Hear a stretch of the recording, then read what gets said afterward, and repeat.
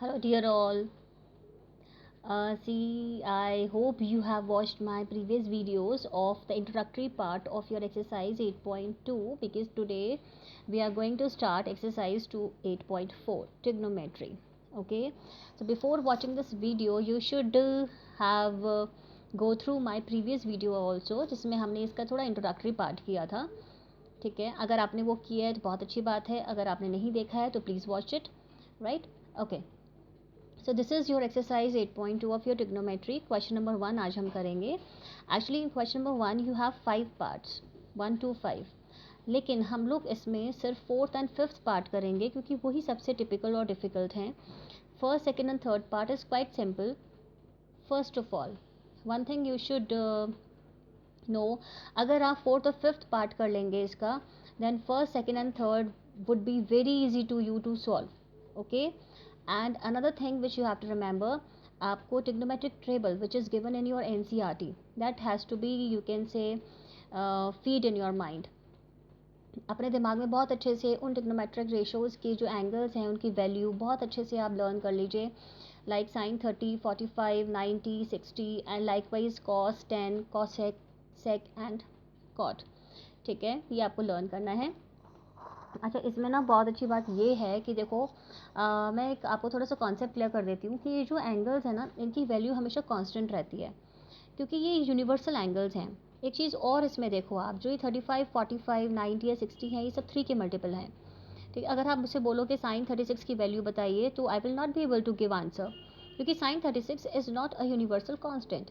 तो जो constant angle हैं, जो मोस्ट कॉमनली यूज एंगल्स हैं, they are 0, 30 degree, 45, 60, 90 and likewise 120 and 180 degree.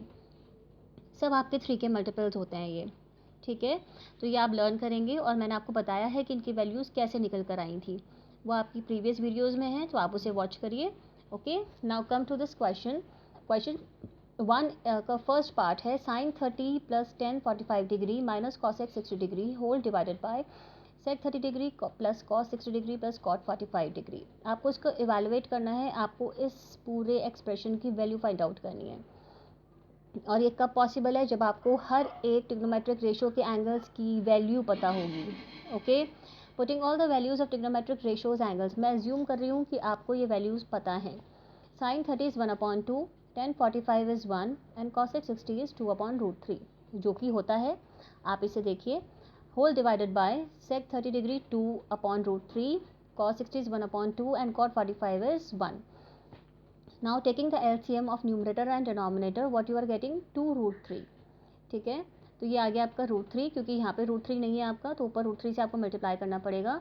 1/1, तो मीन्स मुझे 2√3 से यहाँ मल्टीप्लाई करना पड़ेगा, -4 होल डिवाइडेड बाय, यहाँ पर आपके पास 2 नहीं है तो it will become 2 into 2 that is 4 plus √3 plus 2√3.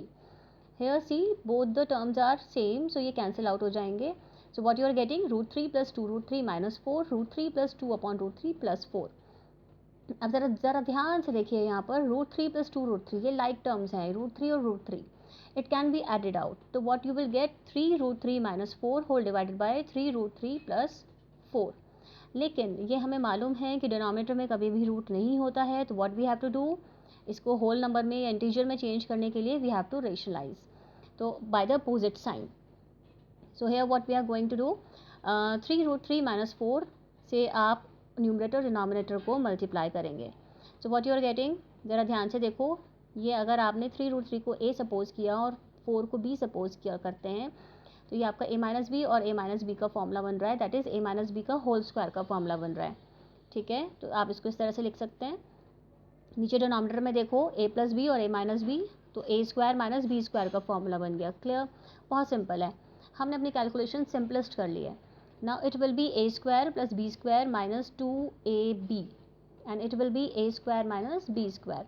इसको आप सेपरेटली सॉल्व करके देखना, 3√3 इंटू 3√3 यू विल गेट 27. ठीक है, यहीं पे थोड़ा बहुत मिस्टेक हो सकता है, अदरवाइज सबको आता है कैलकुलेट करना. So you will get 27 plus 16 minus 24√3 upon 11, and the final answer would be 43 minus 24√3 whole divided by 11. So this is the value of this expression which is given to us. I think it is very simple to understand. ठीक है। तो main चीज़ जो आपको याद रखनी है वो तो एक तो इनकी ट्रिग्नोमेट्रिक रेशोज़ की वैल्यूज़ आपको लर्न करनी है, और दूसरी थोड़ा सा कैलकुलेशन पे आपको ध्यान देना है।